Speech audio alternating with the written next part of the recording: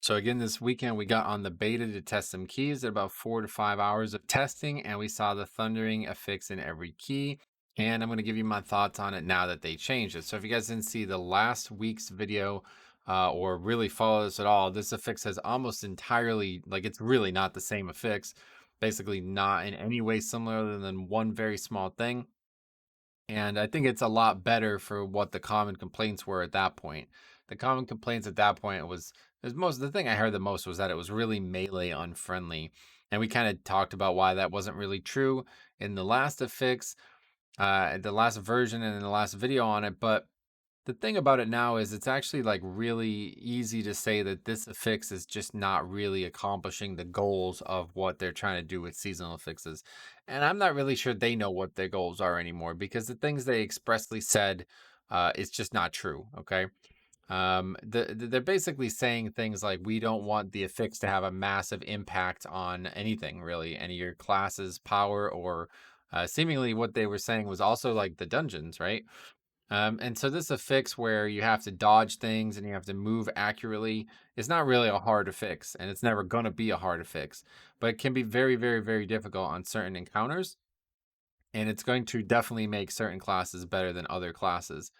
Now, the problem or the thing that they did this week that's turned into a problem is that they went back to a kiss slash curse. Okay.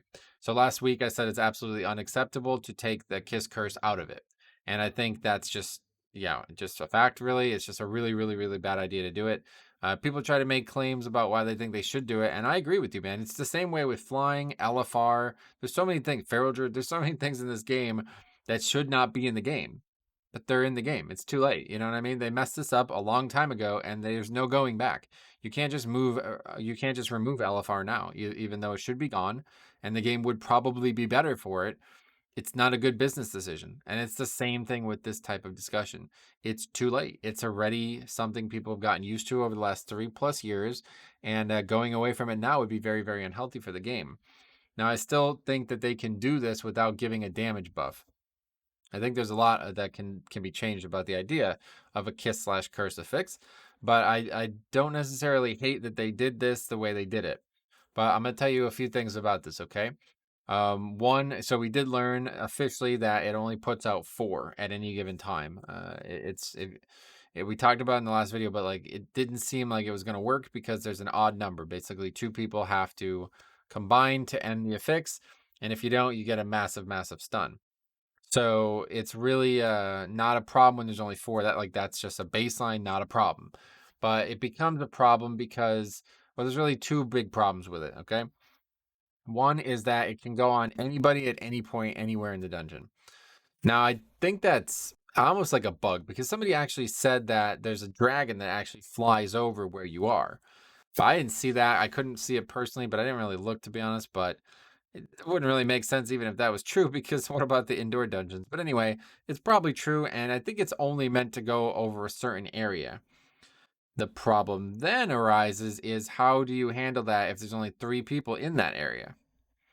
So I think you're starting to realize why this affix is actually insanely poorly designed. Like, it's a cool idea. It's just the implementation of it is awful. And I try not to be like negative. I don't think I'm being like overly negative here. Like, it's really bad. This is really dumb. It's just not well thought out, and it's just not going to work this way. There's too many really obvious issues with it. And that's the big one, is that you can get it anywhere in the dungeon. So if one person dies and has released and is running back, they get the affix. And if they are not 15 seconds away from you, that's, yeah, I mean, that's just really unfair. Like, there's nothing that person can do about that. And I could see, if there was an easier way to deal with it. From what I can tell, only stun immunities will work. I can AMS it right before it would stun me, and it doesn't stun me. But people say you can't dispel the stun, which to me sounds like something is weird, because usually things that can be AMS'd can also be dispelled. Like if they're magic, then usually I can AMS it and it'll be dispellable. That's not always true. So obviously this can easily be one of the few exceptions. But typically, actual magic debuff that can be AMS'd is usually something that can be dispelled. But so, yeah, neither of those being an option would make it even worse. It seems like only one is an option now. But regardless, there's no real way to get out of an 8-second stun. There's literally just a human racial or your class spells. Now, a lot of classes do have spells. Obviously, Icebound, we have Ice Block, we have Bubble and Paladin. I don't know what other classes have what, but I'm sure there's ways to get out of this. It's just really, really unfair though that that would happen to you, right? Imagine you get the mechanic when there's no possible way to clear it. You cannot avoid an 8-second stun. That can easily kill you again. That could easily wipe the group. That could easily tilt the key into a point where it's no longer, yeah, the key's ending over this affix. Seems completely unfair, and again, not within the scope of what they said about what their goals were with seasonal affixes. Okay, but there's one other big issue here. The other big issue is that when you get the debuff, you know, you have to figure out what the player that you need to connect to is. You know, who they are is what I'm trying to say. Because there's going to be 4 people who get it. Also, one other thing that I should mention is that it seems like it almost always picks the healer and not the tank for the 4. It's always the 3 DPS and then either the healer or the tank. It's like Wowhead. Somebody's telling me that Wowhead's speculating that it's supposed to pick either or. I almost never got it. The only time I ever got it was when you have not 4 people, you know, one person's dead. Let's put it that way. You only have 4 actual people there. Now, I don't really know what happens if you only have 3 people there. But then I would assume I don't know. I don't think they have a good handle on what this affix is or what it's doing yet. It can improve, absolutely. But my other big complaint here is actual visual clarity on the affix. And so this is a pretty common issue with WoW. They try to make the game more like a fantasy game and less like a competitive atmosphere. And in Mythic Plus, you know, you start to blur that line, right? Because it is still a fantasy game, and there's obviously got to be, you know, fantasy elements of the game that make it interesting to look at. But when you have the ability to do something very, very, very specifically only for 15 seconds, you need to be very clear that this debuff is one of the two things. And unfortunately, right now, the only way I see that working is with an add-on. Now, do I think that's a bad thing? No, absolutely not. I do think it's good that Blizzard makes symbiotic content for add-ons. Like if Blizzard just took every single thing an add-on could ever do and made it into the base game, then a lot of people would have a lot less, you know, and people would lose money over it. I'm just going to say that very clearly. Like there's a lot of people who make add-ons, and even though you're not allowed to charge for them, they make a lot of money just through donations or through other things. So I think add-ons are very healthy for the co-inhabitation of the game and the community. And I do like that add-ons can solve a lot of problems the game offers, but this is not one that can be solved by an add-on purely. You need this to be a lot more clear. And the thing I noticed the most was when I have a symbol over my head, I literally can't see what debuff I have on my screen. I have to look at the debuff and then identify it that way. And so that seems insanely clunky, and that will absolutely not be acceptable. I will be pretty much forced into using an add-on for that. And that's fine. Like I said, it's normal. I definitely would be using a weak aura for this anyway, because what it can do is it can count it down. You know what I mean? You could like anchor countdowns on the screen to another player, so you know exactly when you need to clear it.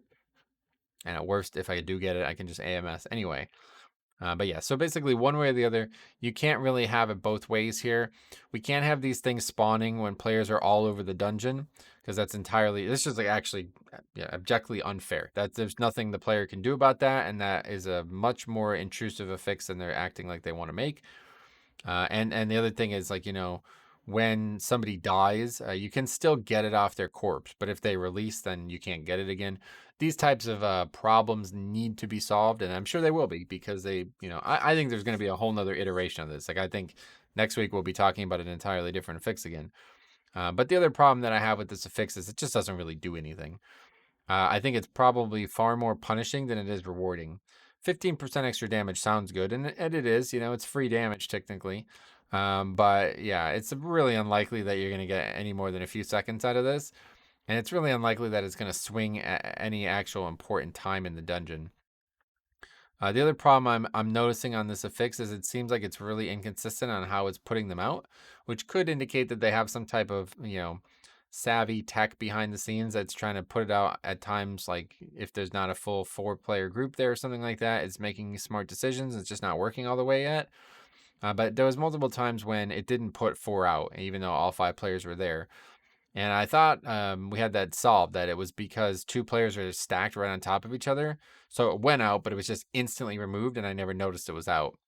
But people were saying that they tried to account for that and tested it, and it still had times when it went out and it did not go 4 out at a time. And some people are even saying they had cases where it only went one out at a time, and then that person just automatically can't get out of the stun. So I don't know what's happening there. I assume there's a lot of bugginess to it and there's problems with it. But for me, the thing is, it's like basically designed as an affix where you aren't able to really have it only be in combat, right? Just because of the nature of the affix. It's like quaking and other affixes like that. Well, that's really the only one, but yeah, I'm not really sure that they can keep it the way it is and do what they're trying to do with it, because it's just completely unfair at times. Like no way to deal with it, which is that's just not fair. I mean, that's not what the game should be about. And the other problem is it's an 8 second stun. It looks like it might be slightly shorter than 8 seconds, but it does a lot of damage anyway. And yeah, the failure is just way more punishing than the actual benefit. Now they can be doing that on purpose, and I think they probably are. But I would my recommendation now next would be, let's get some mana back in this. Okay, I do think that they can make something like this where they should be doing a hybridization of what we have right now. This would be my recommendation. First of all, make it so when you get as a healer, you get mana back. That would be very, very fair, I think. A much better alignment with what we've had recently. And I think like that is a big thing, because if you're going to keep mana and potions and all this stuff working the way they do, I think the healers are the ones that benefit the least from this affix. Usually you don't actually need healing at all as like a healer. Like a healer is never really going to be like, oh great, I got 15% more healing. That's almost never needed. Mana would be way better. Okay, so one way or the other, if we make that change, that's enough. But yeah, really, honestly, tanks or like blood DKs especially would be the ones that would benefit the most from both the damage and the healing part of it. But anyway, healers are probably going to be the ones that benefit the least. But so what we can do here is simply make it so when you get the debuff, you clear it by soaking one of the swirls. So the swirls still exist. The part of the effects they removed was the projectile lines and the whole spreading mechanic that doesn't exist anymore. And I think you can still make it so that swirl thing exists, but it has to be used to soak. And I think the way to do it would be, there would be, say, five sets of swirls, like not, 5 times more swirls, but just say however many swirls are spawning now, break them up into 5 sets of swirls. So the first set of swirls come out 1 second after the debuff is applied to 5 people. And now you can make it 5 people get the debuff, okay? And when you clear it, it gets rid of the debuff, but you can only clear it by soaking one of the swirls. Okay.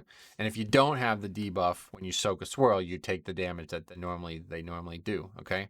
And so you would do this, it would clear your debuff.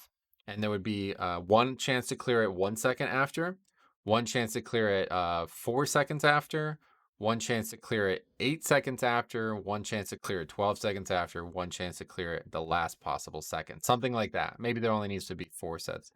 You probably don't want people clearing it the last possible second. It'd probably be buggy. But anyway, I think that would be the better way to do it. And make it so if you, I don't know, like come in contact with each other, you do damage or something like that. I don't know. But you could make it so they don't need to actually come in contact with each other to clear it. And then you've solved all the primary concerns with this affix, where it doesn't need to have, there's not some insane punishment for having somebody dead and running back with it. Now, I also tested the fact that I thought this was going to completely prevent soloing. Not technically sure that that isn't the case, but if it did, it would make Blood DK pretty much the only tank that could solo any content, because you'd still be able to AMS every stun. But you cannot eat a 9 second and 8 second stun, whatever it's supposed to be, as a tank and solo anything. That's just not going to ever happen. And even when you're alone, that's still a problem. Like when 4 people are running back and you're alone, this is still an issue.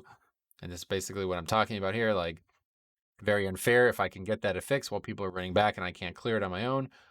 But in terms of straight up soloing, being the only one in the dungeon, it just did not go on me. I tested it a couple times on the beta at the end of the stream there, and it did not apply to me. So that seems fair. Makes me think that if only one person is alive, it doesn't do anything. And then that becomes like, the question is like, why are they even doing this as an affix?